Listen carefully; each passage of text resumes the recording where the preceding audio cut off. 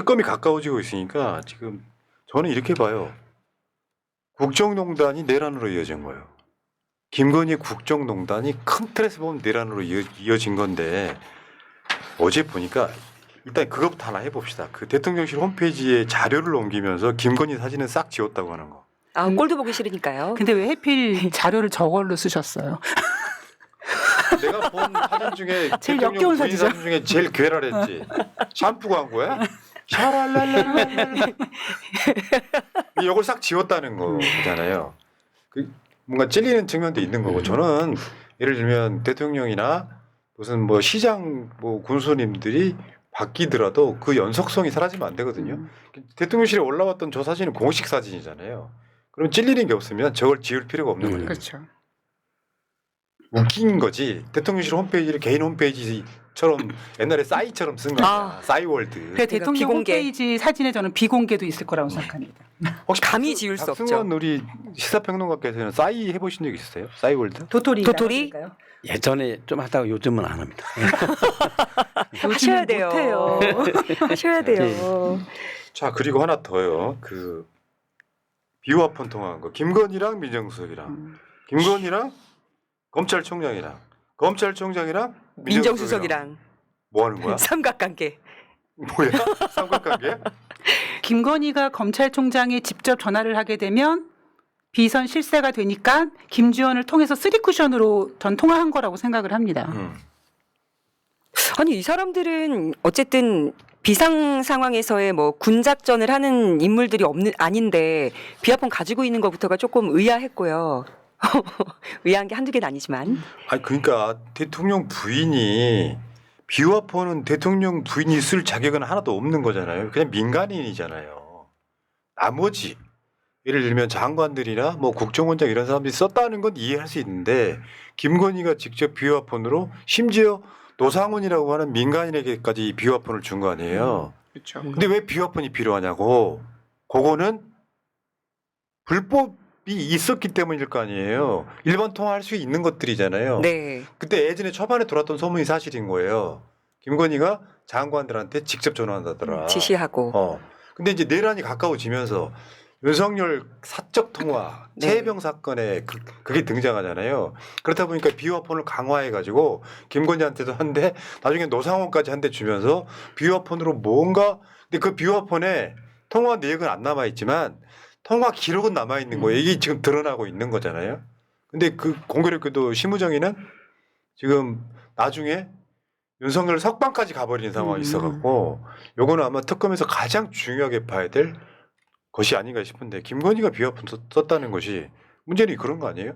지금 저기 심우정하고 통화하기 전에 통화하고 나서 나중에 뭐가 이루어졌냐면은 나중에 검찰들이 모처로 김건희를 불러가지고 조사해서 네. 주가조작 털어준 거 아니에요? 야, 그러니까 수사는 언젠간 받을 걸 예상은 했던 것 같아요. 네. 그래서 통화 기록 조회를 당할 텐데 거기서 알리바이를 위해서 비화폰 썼는데 딱 걸린 거죠. 네. 참, 그 혹시 비화폰 써보셨어요? 아니, 제가 그걸 어떻게 써요? 비화폰이래 참. 솔직하셔야 됩니다. 정말. 보안법. 자 그리고 지금 어제 나온 보도인데 되게 재밌었던 게 단독을 여러 언론사가 내면 단독이야? 뭐 3독이야 4독이야 이런 건데 어제 SBS 걸로만 보면 김건희 녹음 수백 개 확보했다. 김건희가 이제 뭐 주가자 공범들이랑 했다는 녹음이 확보가 돼 있는데 사실은 그게 있잖아요. 그 통화 내역 중에 김건희가 주가 조작인 걸 알았을 가능성이 높은 통화 녹음이 발견된 거잖아요. 그렇죠.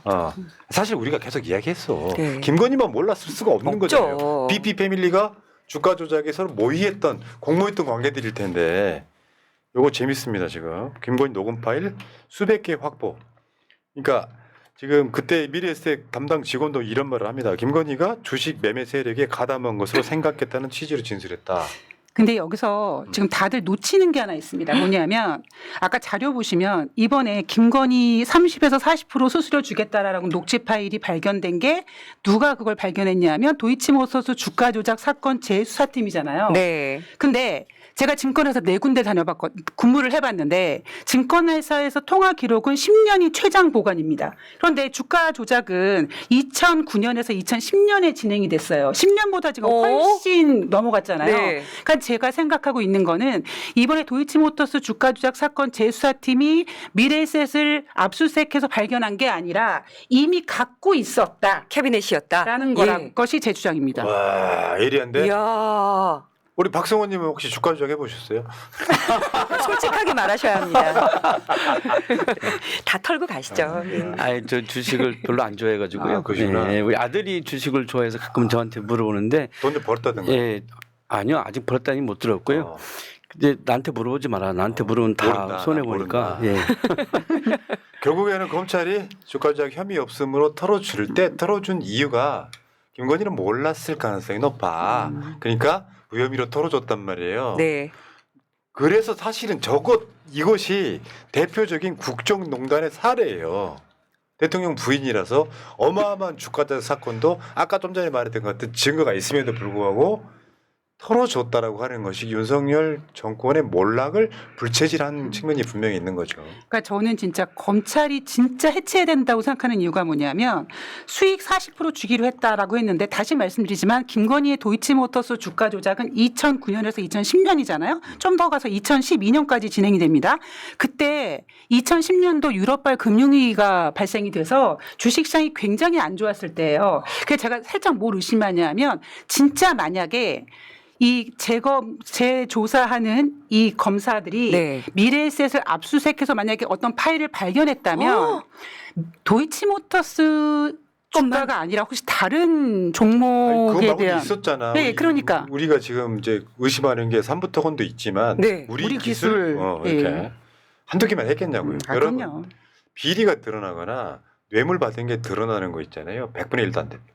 드러난 건 원래 그런 거예요. 다 잡아야 되는데. 자, 어쨌건 지금 40% 수익 주기로 한 김건희 육성까지 확인됐다는 거고 이것것만 해도 사실은 중형을 때릴 수 있는 거잖아요. 근데 이상하게 그 권오수 등 주가적 공범들에 대해서 사실 좀 약 콤방망이 처벌에 지금 그치고 있는 그쵸. 상태예요. 그래서 권오수도 쩐주였기 때문에 뭐 무혐의 받았으니까 김건희도 무혐의 받을 것이다라는 예상이 이제 뒤집어진 거죠. 네. 자, 그다음에 이런 단톡도 있었습니다. 1차 주포 진술에도 무혐의, 부실 수사 결정타된 김건희 육성 파일.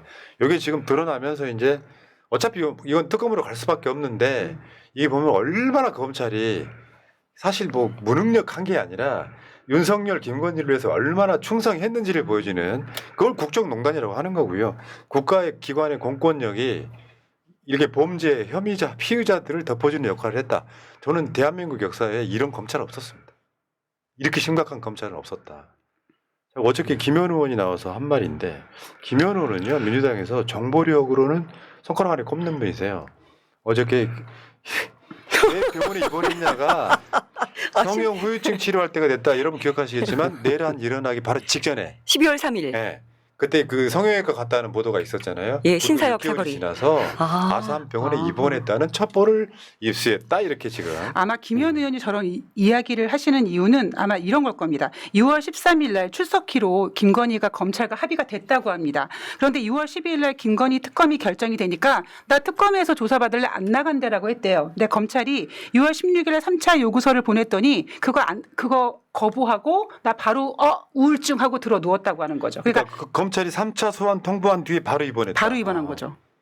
그냥 그런 거예요. 저 교통사고 할 때 있잖아요. 왜 살짝 부딪혔는데 입원해. 들어 누워. 나일론 환자. 아, 야, 자 그리고 지금 잠깐만 짧게 한번 해보면 이런 얘기도 있어요. 지금 보면 우리가 사람 속 터지는 게 윤석열이 지금 수사 불응하고 있죠.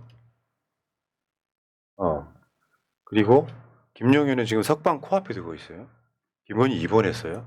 그러니까 정권이 바뀌긴 했지만 내란 상태는 그대로 계속 되고 있는 거예요. 특검이 정식으로 출범해서 막 수사에 들어가기 전까지는 여러분들이 받는 스트레스가 엄청 크실 겁니다. 지금 거의 네. 가장 최고도인 것 같아요. 네. 대통령 바빠 죽겠고 지금 대통령실 직원들 바빠서 쓰러지고 일하고 있는데 저 사람들은 입원하고 석방되네요. 자, 어저께 김건희 민중기 특검이 지금 김건희 입원은 보도로 알았다 그러고 대면 조사할 거다 이렇게 얘기를 했고요.